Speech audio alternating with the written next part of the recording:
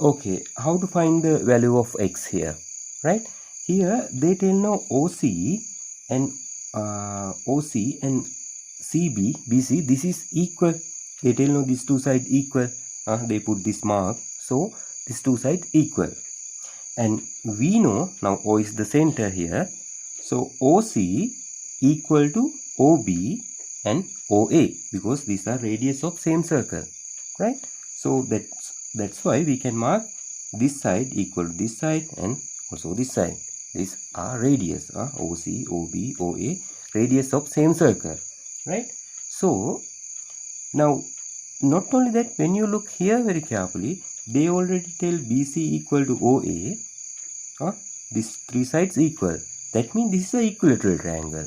If it is an equilateral triangle, you need to know one angle will be 60 degree, right? All angles also equal, no?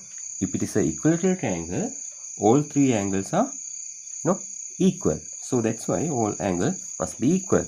So here 60, like that. If this is 60, this will be 120. Because why?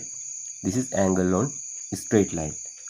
AC is the diameter, right? So this is a straight line. So if this is 60, this should be 120.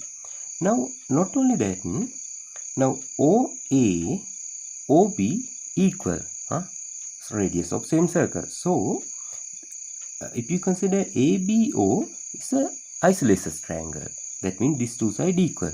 So if these two sides equal, opposite angle also equal. That means here x, then here also must be x, right? Okay, then we can find what the value of x. So you can write what the x plus this angle plus this angle plus this angle, 120, will be equal to 180. So here will be 2x, 180 minus 120. So here 2x equal 60, right? Then both sides divide by 2. Your answer will be 30. X equal 30.